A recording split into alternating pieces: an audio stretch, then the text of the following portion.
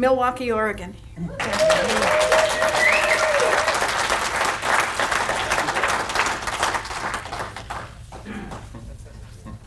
I'm Tom. I'm an addict. How's that sound? Is that all right? Better. How about this? All right, Milwaukee, Oregon. I grew up in Milwaukee. I'm Tom. I'm an addict. All right. Get that Hey, part? Tom. I grew up in Milwaukee, Oregon. I live in Milwaukee, Oregon. I haven't gone too far, have I? You know, and what I've said before, and it's true, is that it sounds a little tinny to me. Oh well. Okay. What, it's probably all the LSD. You don't look Mormon. Don't get me started on that. I made it as far north as Rocky Butte Jail and as far south as Clackamas County Jail. And I did all my wreckage in between, which is Milwaukee's right in the middle. And again, I haven't gotten far, but boy, have I come a long way. I'm not a speaker, circuit speaker, or anything like that, but I kind of am a storyteller, and I got a lot of stories. And this story tonight will be a story about, a loser becoming a winner, a taker becoming a giver, and a hater becoming a lover. That's my story. That's the story. And I get to share it tonight, and you'll get your turn too. It's just my turn. Since Dan spoke earlier and talked about me, I'm the famous sponsor.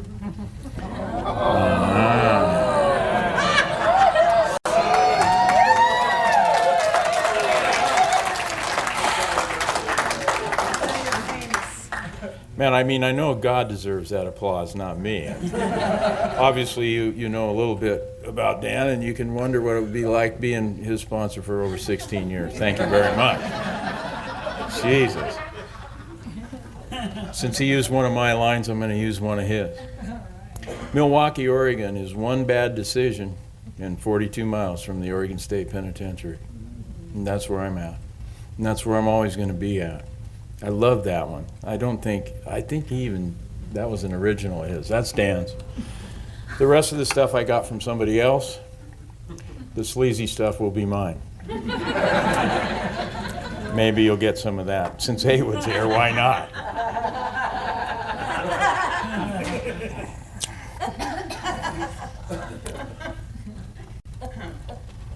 And I want to talk about love because that's what it's about here in Narcotics Anonymous. Love that I've found through the steps in Narcotics Anonymous.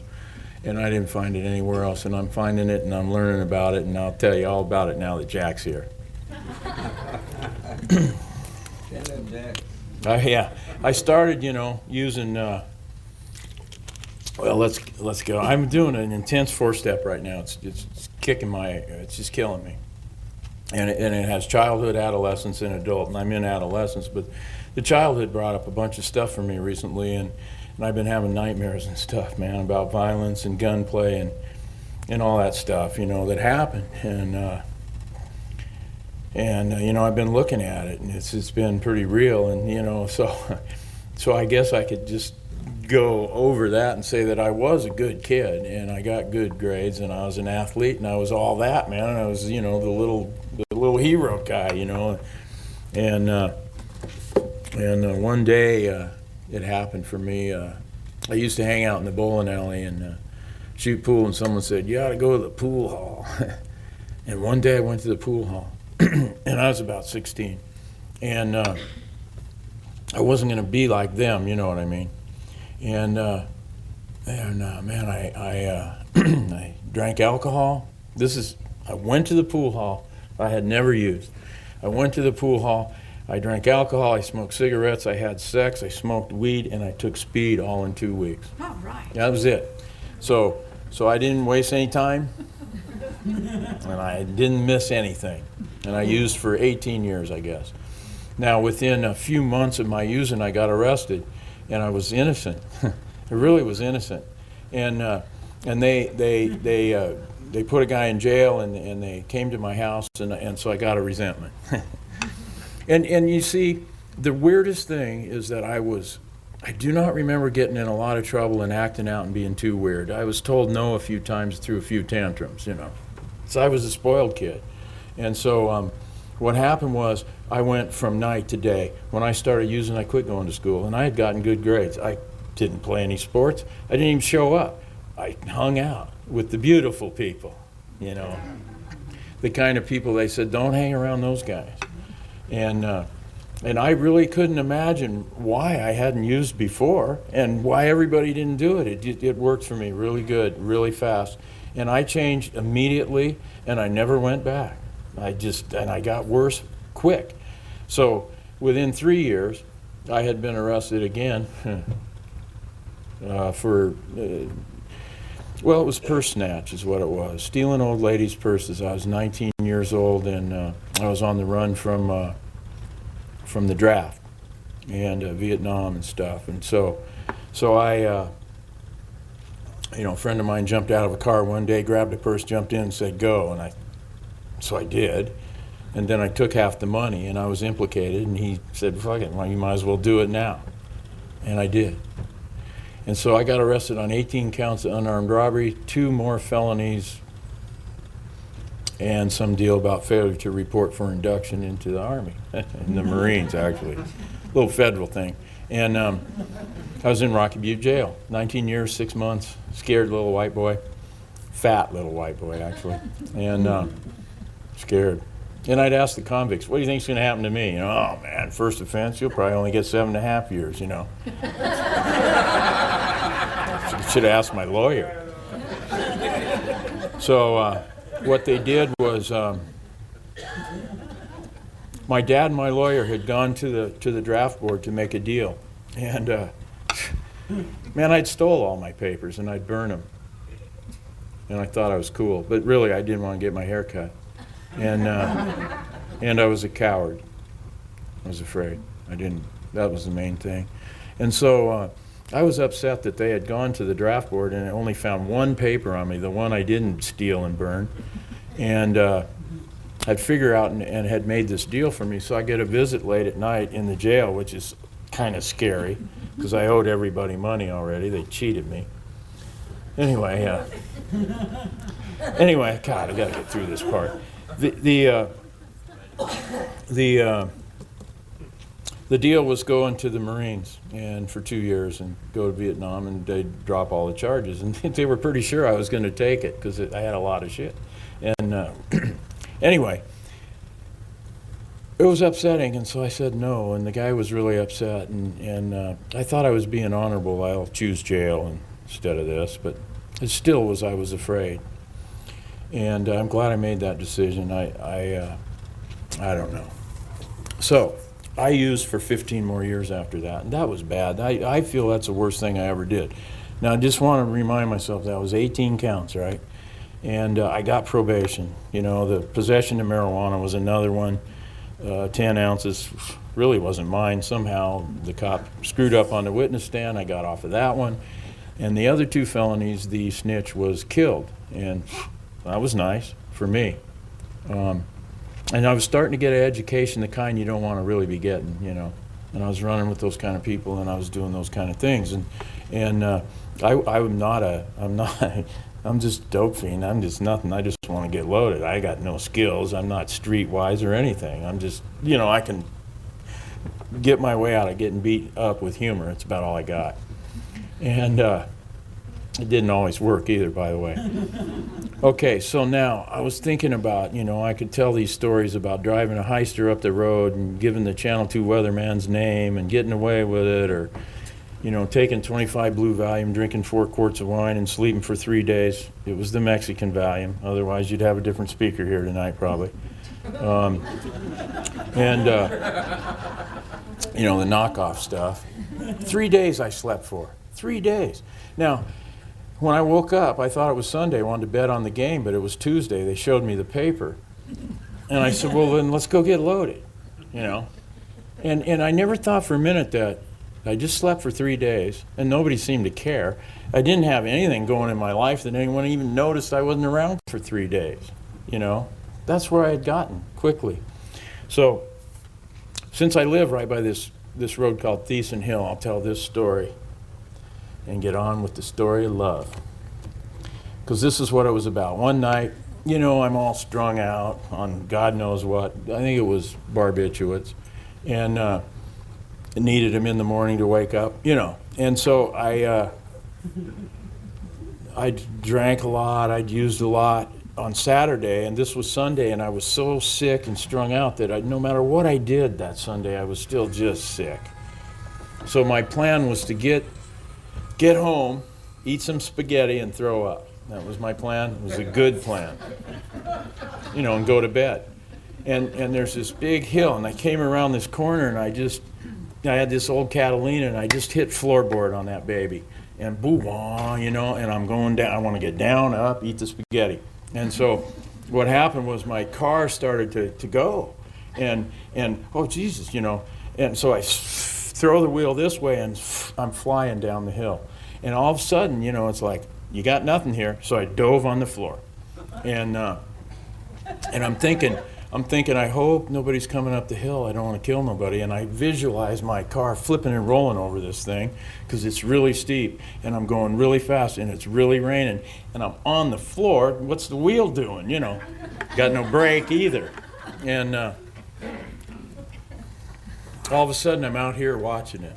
And it's like, oh, well, Tom Stevens, we knew he was going to die. No big deal. And I'm watching me. And I'm like, whoa, what's going on here? And I turned like this, and I looked, and there it was. And I hadn't read any. There was a tunnel. There was a dim light on the end of that tunnel, and it was beautiful. And I was like, and the life did start to flash before me. And I'm like, and it was, we've been waiting. And I said, I knew that. I've always known, because same thing when I drowned as a kid, and it's beautiful. And all of a sudden, I hear, not now, no, not yet, it's not your time. And I wake up in the car, and I'm kind of pissed, because I wanted to go. And I thought, what, am I dead now? And I'd hit my collarbone on the heater, and then I cut my hands climbing out of the car, and I get out of the car, and it's like, first thing I see is this cross on the church up the hill. And I thought, nah, I knew that was there. It ain't nothing. From to no. And then I remembered I had 8 pounds in the trunk, and I better get that out of there. And the cops would come. Whoa. And so I popped the trunk, and there's nothing in the trunk. There's nothing in the trunk. And I thought, well, I know I had that stuff. And oh, there's nothing in the trunk, not a spare tire or anything. It had all gone up into the backseat of the car. So I grabbed this sack, I'm running around the car, and I try to hide it. And I had actually thrown it right back in the ditch. It was a little confusing. And so what I realized was, the cops are coming. The wounded deer goes downhill, but the smart ones run uphill. And I had a thing in those days where there was this ditch, and I used to dive in it, pull the grass over me, and hide. And I got away 3 times. And so I was going to run. If the cops come, I'm in the ditch. I know what to do. So I get up to the top of the hill, and thank God a guy I knew came and picked me up, and I rode down the hill, and I saw my car. And so I called my buddies the next day. I said, my mom came and got me, and I saw the weed laying in the road, and I thought, oh, she's... I didn't want to tell her. So I called my buddies, and they only found 6 pounds of it. But anyway, I got it back. But the story, God, this story goes on. 6 days later, I'm on the same hill, and the same cop arrests me, and I still got 2 pounds left, and they take me in, right? There you go. What are you going to do? But as my mom was coming to bail out the first car, she overheard him say, "You're not getting that car. It's been involved in a drug bust, a Heartbeat Hotel, blah, blah, blah." And she thought she heard him say he had a heart attack. And she sat down and started to cry, And she knew every cop in the county. So one of them said, "Joyce, what's going on?" She goes, "Oh, Jim, he's dead. He had a heart attack." He goes, "No, he didn't. He's in jail with his Cadillac over there." So she bails me out. I drive home. They pull me over, take me back in. You know the story. Anyway, I'm telling that story because the story is it wasn't my time, right? It wasn't my time.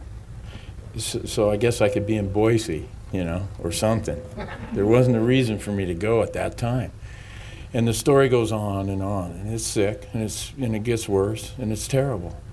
And finally, I had a little trouble around the holidays, little family stuff, little seasonal stuff, get a little depressed, want to throw a brick through a window.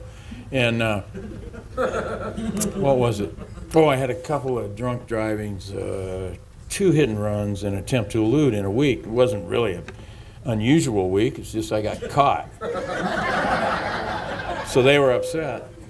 They were very upset about that. And the stuff was getting kind of lengthy there. And, they had a locked Jack up for 35 years for that stuff. But anyway, it was more modern days then. And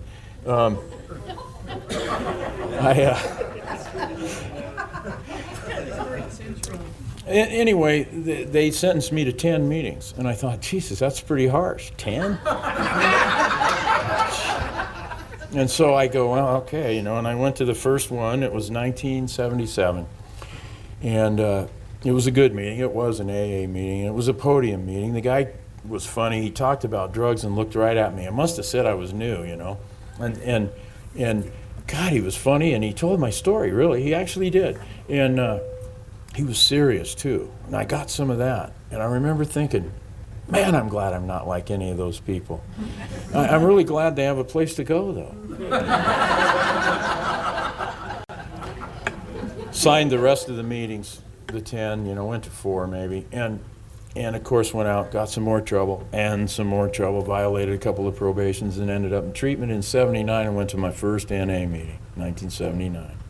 I couldn't believe they were saying no, nothing. You don't take anything? Why? You're kidding me. I really couldn't believe that. I thought they were freaks.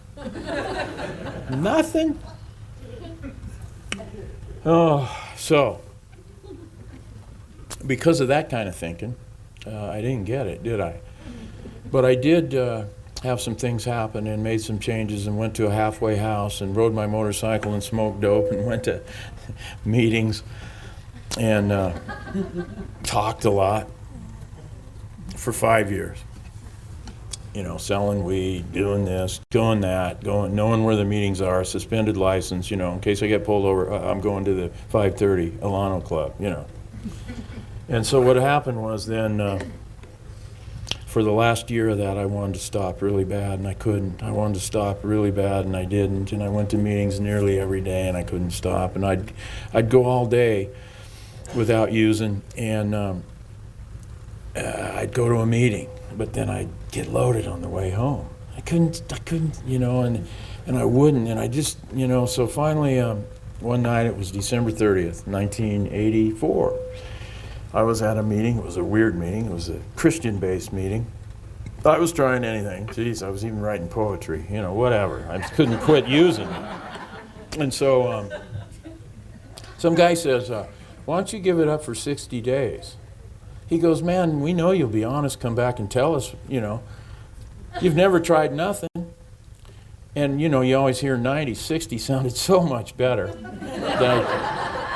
Okay, I'll do that. I just talked to my ex-wife, too. She was in the meeting, and she said, I think I'm an addict, too, and I'm going to quit. And it kind of was like, whoa. Okay. And thus started our journey. And, of course, I love to say this, by the way, that's why I still have one more day clean than her. She got loaded on the way to the meeting. I didn't. We didn't know we were going to stop that night. And then, so it's been almost 23 years now since that night, of those 60 days, thank God. When did I start? Okay. Well, I got to recovery. You still got 40 minutes. Oh, Jesus. Okay, well then I, started to get high from not being high. It was like a new drug to me, nothing. It was like, geez, wow, look at the flowers, man. This guy really is blue. Wow, man. But whoa, you know, how come I'm still crazy? Not using. So my first year was basically 10 meetings a week, and that's about all I did. I talked in those meetings, I shared out the side of my neck in every one of them. And in Portland in those days, we just would open the meeting, and all the dickheads like me would share every time. And, you know, I remember talking about the naked black woman in the sky as my higher power. Guy came up to me after the meeting one night, and he took me aside, which was good. And he said, I don't appreciate your higher power talking like that. I go, I can have any higher power I want. He says, yeah, you can, but it ain't good for the newcomers, man. You're just trying to get attention. And I thought, oh, yeah. And I stopped doing that. And he did it right, because he loved me and cared about me, and he cared about this fellowship, and he cared about what goes on in there, and he cared about the new people. And I started caring about the new people a little bit. In the first year, I couldn't do much but go to meetings. And so after my first year birthday, the guy wrote in my card, we could sure use your help and service. And I thought, well, that's good. I'll go talk in the jails. And they can't talk back. I love to talk. And so I started doing H&I. And at that time, we didn't have contact jail meetings. And so I also was still pretty full of myself. And at 2 years, my sponsor said, you know, man, you need to quit chairing so many meetings. You're not the center of attention in NA. And I go, well, yeah, okay, well, all right. But, you know, God, don't they need to hear what I have to say? And so one day at the Step Start meeting, where there was 5 to 7 people generally, and no one would chair, and he wasn't there. So I said, okay. He walked in.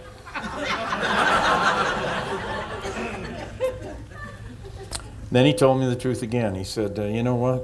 NA will go on without you. You need it. It does not need you. You are not Mr. NA. I suggest that you go on 30 days silence. And I said, well, I will if you will. That's about all I could come back with. Because I knew he couldn't. And we knew I wouldn't, you know. So it happened to be January, which was birthday month, and he said, if you go to a meeting and it's a birthday and they call on you, you say something real quick and real nice about them and then shut up. So I went to every birthday meeting I could go. And I was so cured by this that people would go, are you okay? Did you get loaded? What's wrong? I said, oh, I'm on silence. Like I was so cool. And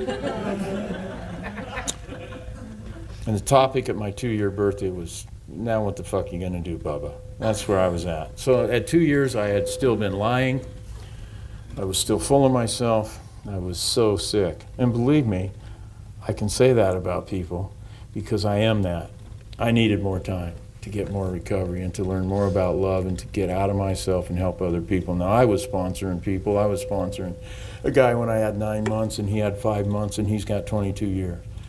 I was at 2.5 years then, my wife and I took in young girls that were in a treatment setting, and for 5 years we worked with young women, young criminal addicts, you know, like Betty with an attitude.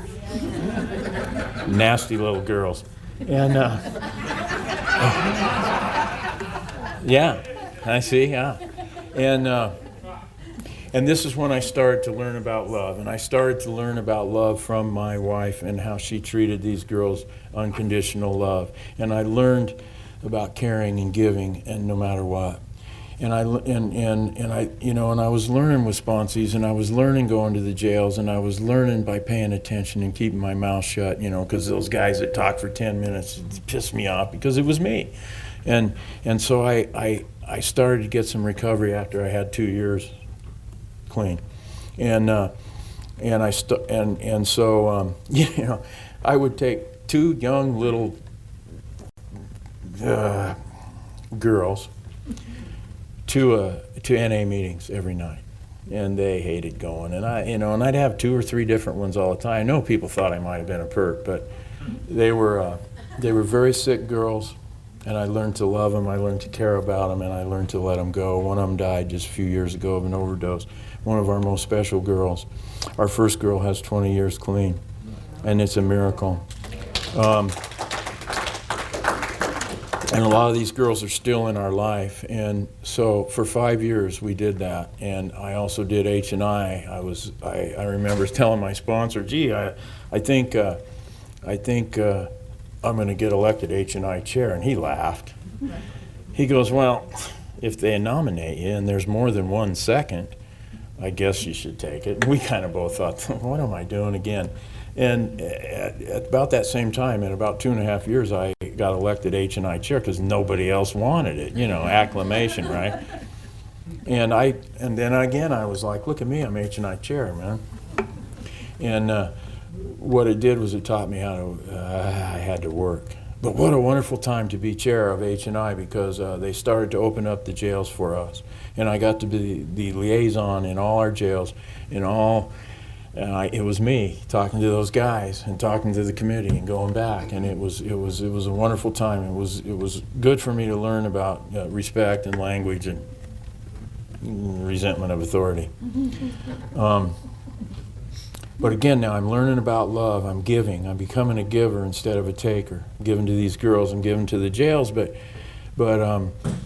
it's like 7, 8 years. I'm clean, and I'm thinking, these girls don't really want recovery. Those guys in jail, whatever. I need to spend more time with people that want recovery. Now, granted, I'm going to meetings almost every day, and I always have, and I still do. And I'm doing work, and I'm on the phone, and it's just what I have to do, because I've never done a little bit of anything, and I'm either in or I'm out. And so what happened was, I decided I want to give this to people that want it. So I decided, I asked God if maybe I should just do more sponsoring now, get out of the jails, and it happened. Boom, boom, boom. 6, 8 guys, right? One of them was Dan. He came along in about 6.5 years. Thank God I had some time. I want to tell you about the love that Dan and I have. You could hear it in him tonight, but we've been together over 16 years. We'd do anything for each other, and it's true, and that's love. I've never been with a man that long. I've never cared. So to speak. God, did I talk about the prostitute myself? I did. I did, in every way you could, every way. And so what I learned actually from my sponsor was how to love other men, right? And so he taught me. My first sponsor was a woman I had for a year, but it was okay. She got me to write the steps, work the steps, and I made my 9-step list, my 8-step list, which I still have today, and I finally completed the last one just a few years ago, a dope dealer. But anyway, I asked this man to be my sponsor at 2 years, and I had 1 year, he had 2. And he taught me how to love men, care for men, and how to be a sponsor, and how to help and care about people and love people, and really be a good sponsor. And when I had 8 years, I was done with the girls, and I was sponsoring a lot of men. My sponsor went out. He had 9 years, he went out. He got loaded. And so what he did was come back. He put a couple years together, but he never really did the work. What he never did what me and Dan are doing. He never became an open book to one man, which I'm doing with another man. And he was living some lies from early treatment days that his truth was a little too scary and a little too hard to talk about, and he kept telling the lies, and it killed him. And he used to tell me, we learn from those who stay, and we learn from those who go. And he went. And so I got a new sponsor. And I'm talking about the tragedy, because that's why they ask you to speak. You stay clean long enough and you have some tragedy to talk about. So there's more to come. I want to get to the love, man. The love is happening all along here. And at about So I got my sponsor, and he just is all about love, man. It's all he ever does is praise me and tell me how wonderful I am. And he's helping me get through a rough and difficult time right now. Oh, we'll get to that. At about 13, 14 years, I don't know, 8 years ago, my wife and I separated after 24 years of being together. 10 years loaded, 14 years clean, something like that. And I was devastated. And basically, she got tired of me being selfish. And she wanted a different life. I always worked weekends. We never had time together. Whenever I had vacation, I wanted to go to NA conventions and golf tournaments, which I've been doing all the time lately. But just not with her. So I move out. I'm devastated. Who do I got? I got all the love and all the people, and I got Dan. And Dan's calling me every day, man, every day. And I'd cry. And I could do that because we'd established some love and honesty and trust and backing each other up and being in each other's corner. And there were other people, but you know, for 6 months, Dan called me every day. And I got through that, man. And the relationship with my wife never ended. We just don't live together. We talk regularly. We love each other. Like I said, I just talked to her. And we were in Boise one time many years ago. And so the love has carried me through. So what I wasn't going to do was get involved with some other NA girl, right? It's crazy, you know. I mean, I know we're bad, but Jesus, some of them. There we go. People aren't asleep yet. Okay, you know what I mean. So she chased me down, and she got me. It's a true story. And that was after waiting a couple of years. And so we got involved in, and we're going good, and she was good. And I talk to her regularly, too. We're not together anymore either. It has to do with that selfishness stuff. Brought the same stuff into that one, right? So she along the way, I got prostate cancer. And I mean, whoa. And you're going to do what to me? Huh. Whoa. Well, if you don't do it, you will die and it will be ugly. Okay. Who was there but my ex-wife, my girlfriend, my mom and dad, and Dan? Right there at 5 in the morning at the hospital, man. And I got through that. It worked out. Took the Oxycontin. That was probably the worst part of it. Well, the catheter was weird. God. But anyway, I got through that. It was good. And I'm good to go and everything, you know, I'm all right. And I'm going to live, you know. And so along the way, her and I separated at about 4 years, right?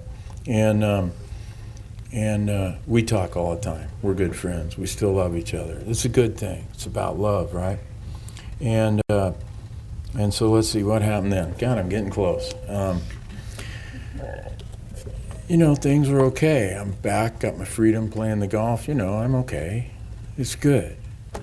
And last year, I don't know how long ago it was, I'd been sick for a few years, didn't know it, get the chills, get the shakes, really sick. You know, I'm a guy, I don't really tell the doctor the whole story. It'll go away.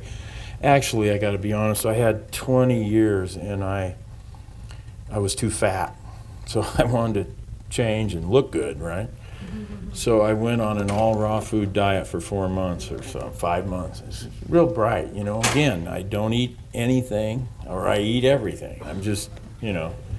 And so it was a little bit of a shock to my system having hepatitis C and all, that I eliminated too much too quick, got sick, and activated some dormant or latent TB that I had, and I got tuberculosis. And they didn't know it. And Jimmy K had TB, right? And Dan likes to say that I am a lot like Jimmy K, because he says the newcomers have a better chance an easier time getting off heroin than they do getting away from me. And that was the story about Jimmy K. Same thing with him. And that's what I've always done. I'm a parking lot guy, man. I'm out in the parking lot. Last Monday night, I got a call from one of my sponsees. The meeting was over at 8, and I'm still out there at 10. That's just what I do. I love doing it. So where was I? TB? Oh, the TB. This was a bad one, man. I was so sick, and they couldn't figure it out because it was in my lymph nodes, and it wasn't normal, and they thought I had lymphoma, and they said, well, we got to do this, and you got this oncology, and 5-10 years of chemo you'll have left. And I'm going, wow. Now here's where recovery, the steps. God, I haven't talked about the steps enough, because I had been working the steps over and over every way you could out in Canby with a bunch of rednecks, down in Wilsonville, many times with all my sponsors over and over with my sponsees, and the steps were saving my life. So when this came along, I had a foundation, I had a support group. Most important thing is that support group, and so it looked pretty bleak and gloomy a year ago. And they thought and they couldn't find out what was wrong with me, and this TB was killing me. I had a fever for 4 months, 105 some days, 10 days without a fever in 4 months, and it was always 102 and 3 every day.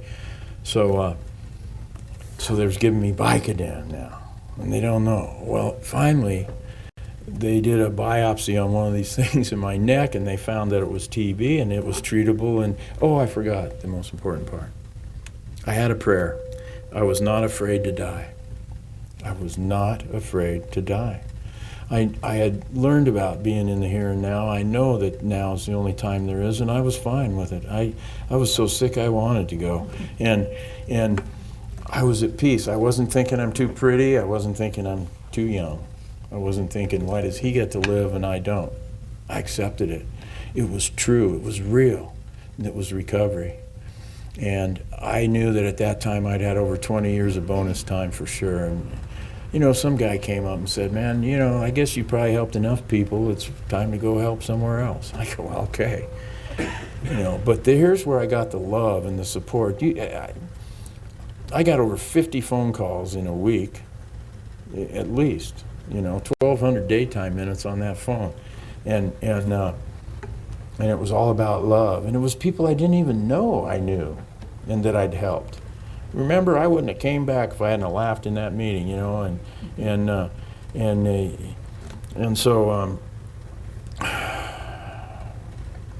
I was not afraid to go. However, I had a prayer, and it had a however in it, but it was really a but. I said, God, I don't mind being with you. I really don't. It's cool. It's great. It's better than this. I know it because I saw it a few times. But I just wanted more time to learn more about love and get closer to you, because I just beginning to really see and know what love is. And what I forgot to say, when I had the prostate cancer, I was surrounded by love. And I was given so much love that I decided that it was my job now to give love back. So a few years later, when I got the TB, I had been doing that. So it was 10 times more love coming my way from everywhere, even from people at work, from family, from the golfers. Everywhere I was receiving love. And it filled me up. And I wanted more. And so they found out it was this, and they treated it. It wasn't easy, but it was good. It worked. And I'm fine, and I'm healthy, and I'm free. I know I'm missing something here. But I got to tell you this. Watch out what you pray for. Because I work with a lot of people. I work with a lot of girls. Some of them are new. And you know what's coming. Because I'm safe, and I'm good, and I'm all about love. And after about 14 months knowing this girl, she kissed me one day, and I lost my mind, and I haven't come back since. And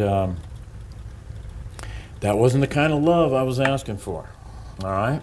But it's the kind that's getting me closer to God and to improve my conscious contact with God. So this is what's happening. She's unhealthy in the area of men. She's cool, she's beautiful, she's young, she's smart, she's everything. She's got everything. She's oh man. But she's sick in this area, and she's not ready. It's not time. It ain't gonna work. And so I gotta go. And it's hard, and it's been difficult because I'm either obsessed or I'm crazy. And this frickin' 4-step has got me looking at stuff that tells me it's really not about her. It's about something deep in my soul, something big, because I wasn't this nuts in my life. And so, what am I doing about it? I told you I go to a meeting every day. I'm going to 10 a week again. I'm writing. I'm working all the steps. I'm doing 3rd steps all day long. My sponsor told me, he says, you remember what you told me about that 11th step, how you were not afraid of God's will for you and that you're praying for the power to carry it out, that you really feel free and you love where God's putting you and you always have and you know it and it's great. And I go, yeah. I remember saying that. He goes, well, here you go, Baba. So, he's got me doing the 4-step. I am doubling up on all my phone calling. I talk to 10 to 20 addicts a day. I am meditating every day. I'm trying a new form of meditation, and it's hard because I think about her. And but I'm trying, and I'm doing it diligently. I am walking every day for an hour. I maybe miss 1 or 2 days a month, maybe 4. And I'm praying, I'm crying, I'm hurting, and it's painful. And my sponsor says, you can't talk to that girl. Can't text her, can't talk to her. Remember the pain? Remember the pain? Oh yeah, it's not even gone. Yeah. So, I don't want to get into that too much, but I do want to read, and I want to follow it up with why this is a good thing for me. He tells me, you know, if you do the right thing for the right reason, you will become right-sized. And you have always done that. You didn't do anything wrong here either. He says, you're all about love. Oh, I remembered this one that I was telling Haywood at the table. In the midst of this, I'm in pain. I'm in pain. It's pain.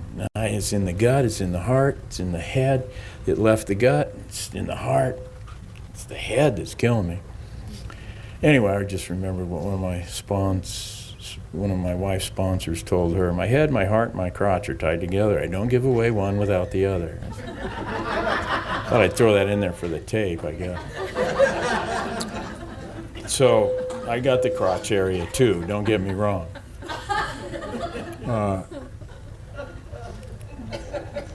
So I'm at work one day and I'm not doing good. I'm listening to music. I'm doing anything. I'm writing on that 4-step, but I have to set it down because it's too difficult at times. And a guy comes in. A guy I used to sponsor showed up at work out of the blue. He couldn't believe it. He goes, I got 22 years tomorrow, man, and I came to thank you for helping me. He goes, what's going on? I go, this girl, you know, man. And he goes, really? He goes, Tom, your middle name should be Love. He said, 22 years ago this day, you loved me into this fellowship. He says, and I was not lovable. He said, nobody loved me. And he wasn't lovable. He was a dick. And weird. That was weird. And he said, you loved me into this fellowship, and you saved my life. You see? Wow. Just when I needed it the most, man. And so, as Dan said, and I'll read about it here, love is the transfer of energy between two people. This is in More Will Be Revealed, page 100. And this is what it's all about for me and for me today. I'm going to get through this. I'm going to be strong. Brenda tells me I am the prize. My sponsor wants me to start dating. Jesus, is that a reasonable request? Yeah, now Haywood doesn't think so. I respect him and what he says. So look out. I know all the sick ones are in the dance, so I'm safe here.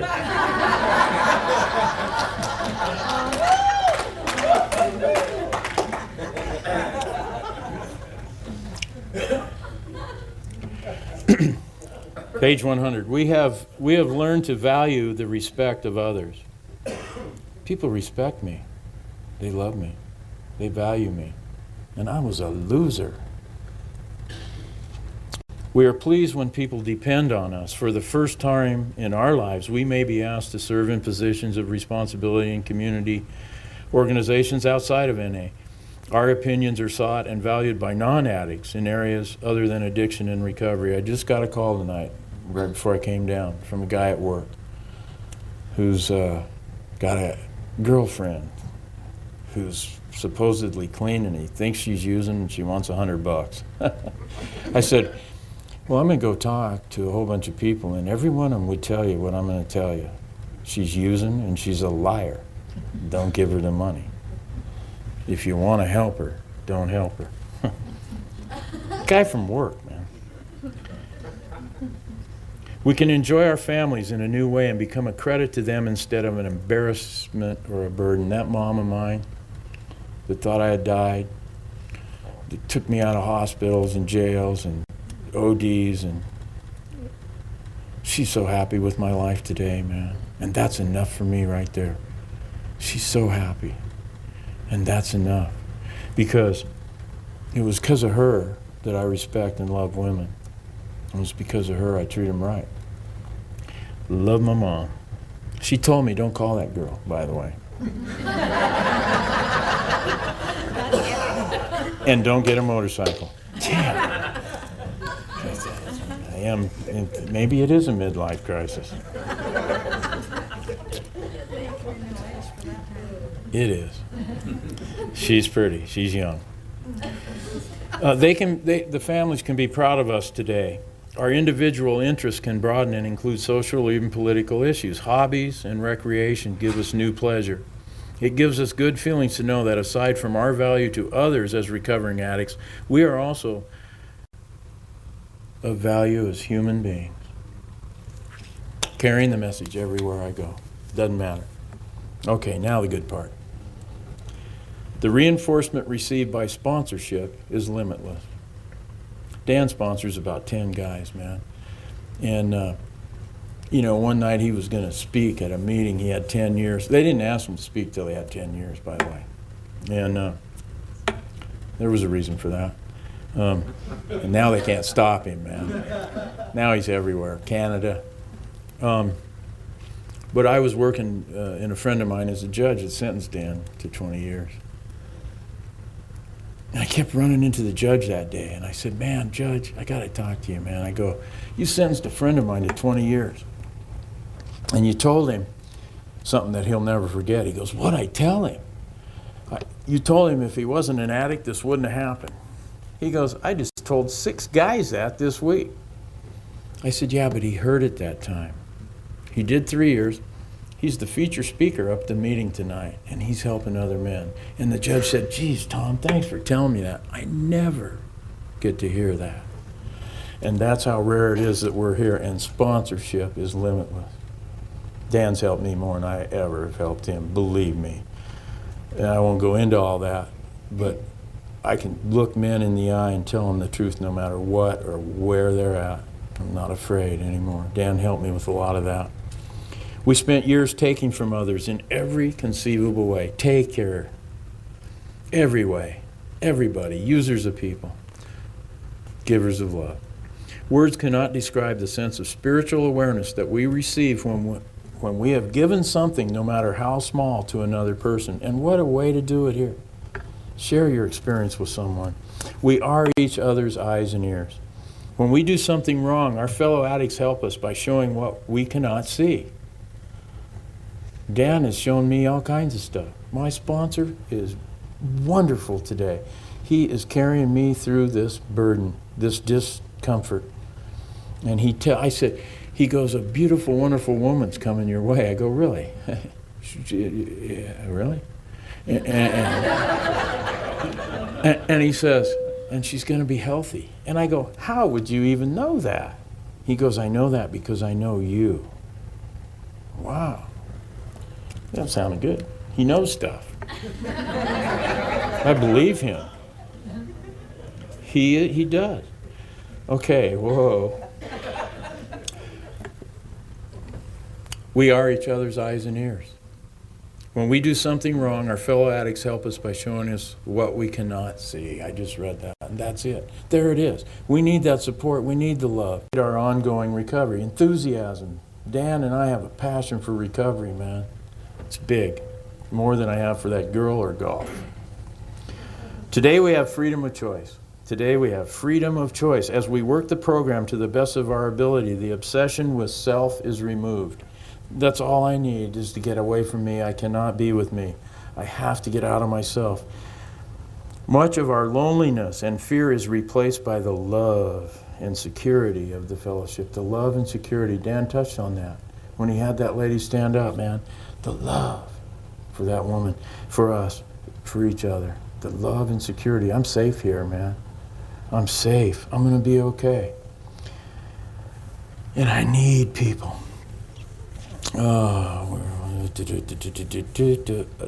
Helping a suffering addict is one of the greatest experiences life has to offer. Are you kidding me? What a purpose we have. We're old timers now, Haywood. Man, and they're watching us, taking our inventory all the time. Yeah, tell me what you think.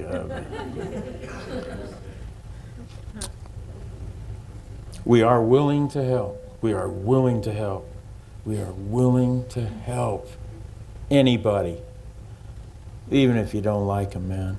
Even if they've done you wrong. If they ask for help, me and Dan will be there. And that's the truth. And a lot of other people here. We have had similar experiences and understand fellow addicts as no one else can. Can't bullshit a bullshitter.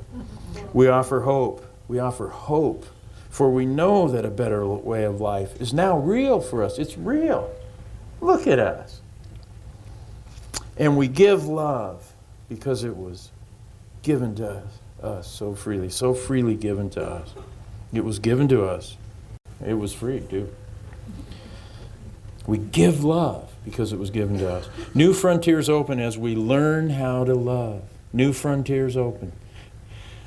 Here it is. Love can be the flow of life energy from one person to another.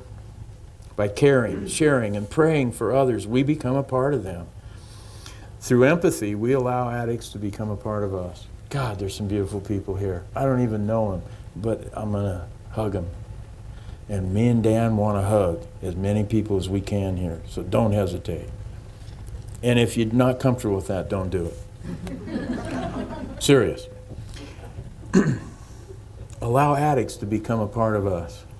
As we do this, we undergo a vital spiritual experience and are changed. I am changed. I'm changing while I'm up here. I actually start to feel better now. Unless I think. On a practical level, changes occur because what's appropriate to one phase of recovery may not be for another. We constantly let go of what has served its purpose and let God guide us through the current phase with what works here and now. My sponsor tells me when I get through this, not only am I going to learn the lesson, I'm going to be able to teach the lesson. He said, guys are going to come to you that are going to be obsessed and shooting women up too. And you're going to be able to help them. As we become more God-reliant and gain more self-respect, we realize that we don't need to feel superior or inferior to anyone. Our real value is in being ourselves. I am me right now. I'm the same me that I was at work yesterday. I am me everywhere I go. What a freedom in that. Now, my language may be different depending on where I hang out with the fellows. But if I'm on the golf course with the important people, it's still the same. Our real value is in being ourselves. I'm not phony anymore. I hate phoniness because that's what I was. Our egos Egos, once so large and dominant, now take a back seat because we are in harmony with a loving God, a loving God. At 20 years, I felt my ego kind of go. Took 20, though. And then, whoop, pride and ego jumping right back up. I want that pretty girl. We find that we lead richer, happier, and much fuller lives when we lose self-will. Just a little more here. Okay, perfect. We become able to make wise and loving decisions based on principles and ideals that have real value in our lives. Real value, principles, ideals. By shaping our thoughts with spiritual ideals, we are free to become who we want to be, if we know what that is. What we had feared, we can now overcome through our dependence on a loving God. I'm afraid to go out on dates, okay? But I'm going to do it. Dude, my sponsor told me to. Here it is. Faith has replaced our fear and given us freedom from ourselves. There it is. Faith has replaced our fear and given us freedom from ourselves. I'm free to be me. I'm going to end with this because I heard a lady say it once and I did it one other time, and this is the way I'm going to end this. I play a lot of golf, and there's a lot of geese on the golf course pooping all over the place. And they're cool.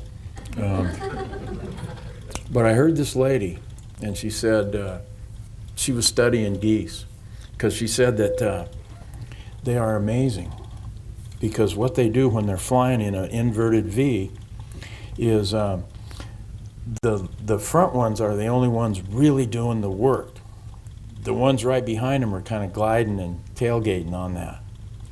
And the ones in the back are honking. Ah, get going, man. They're telling the ones in front to go. And yes, I'm a honker.